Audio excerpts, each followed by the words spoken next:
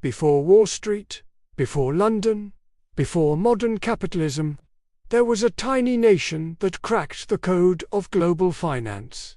In the 1600s, the world map looked very different. Spain ruled the seas. Portugal dominated the spice routes. England was still a growing power, and France was preparing to compete. And nestled between all these giants sat a small, marshy republic of traders and fishermen, the Netherlands. They had no massive army, no ancient empire, no endless gold mines. Yet, somehow, they became the richest country on earth. Their fleets ruled the oceans. Their merchants controlled global trade. And their cities glowed with a kind of wealth the world had never seen before. So, what was their secret? It wasn't just their ships. It wasn't just the spices. It wasn't their colonies. It was something far more powerful, something invisible, something we live with every single day: debt. While European kings were taxing their people until they broke, and borrowing money from bankers at ridiculous, crippling interest rates, the Dutch did something truly revolutionary. They created a system where any ordinary citizen, baker, a sailor, a widow, could lend money to the government and receive a guaranteed yearly interest payment in return. In other words, they invented the world's first modern bond market. Now, this wasn't a king begging powerful bankers for a loan behind closed doors. This was an entire country turning its population into investors. And this single idea changed everything. Suddenly, the Dutch government could raise massive amounts of money quickly, safely, and transparently.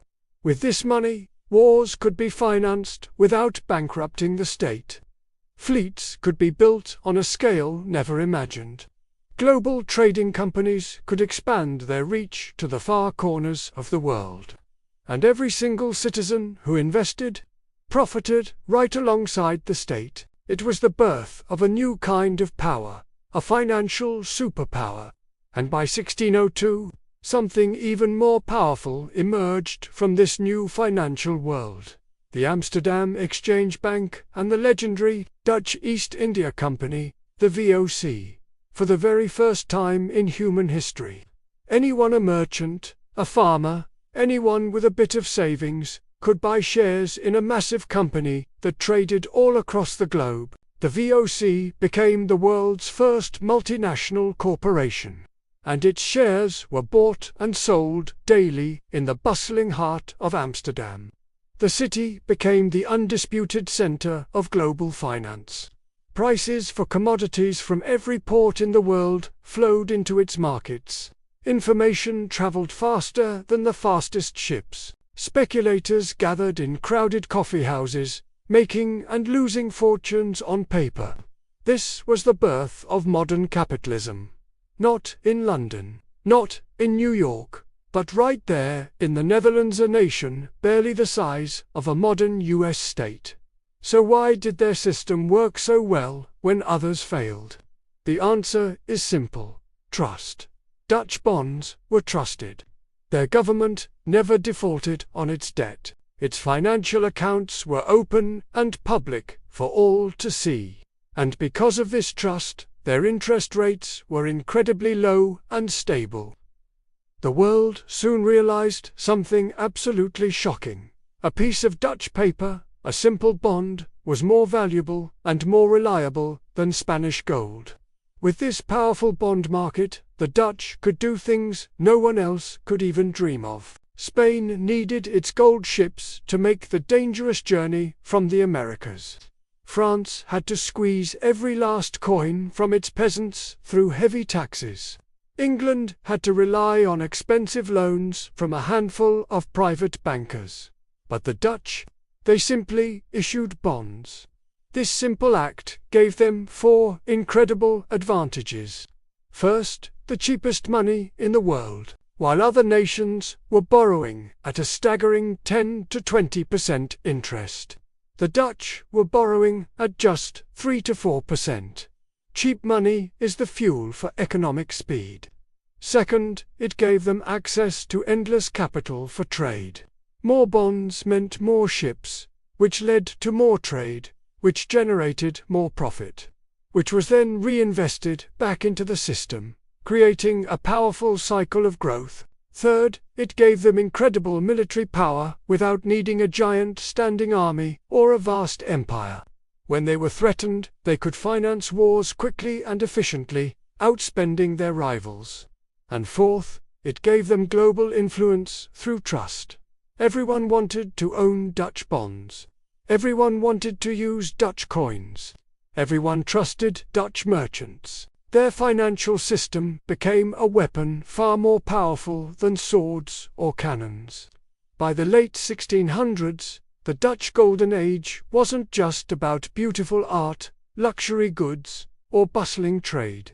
At its core, it was about financial engineering. And the world was watching. The English watched. The French watched. The rest of Europe watched in awe and envy. Eventually, London decided to copy the entire Dutch system, piece by piece. They created their own bond markets. They established their own stock markets. They founded a central bank. They chartered their own multinational companies and adopted principles of public accounting.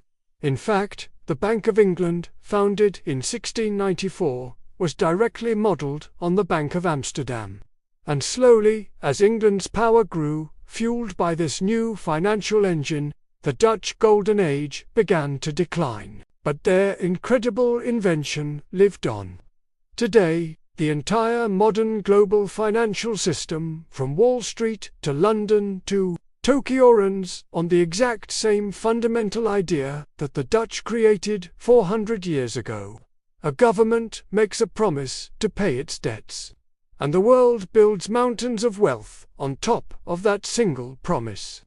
The great empires of history were built on different foundations. They used armies, gold, religion, or colonies to project their power.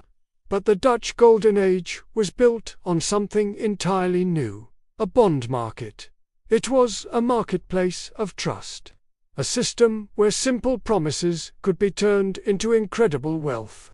It was a financial engine that could fund global power more efficiently than any other tool the world had ever known.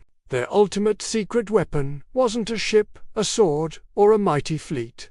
It was just a piece of paper. And that piece of paper changed the world forever. Thanks for watching.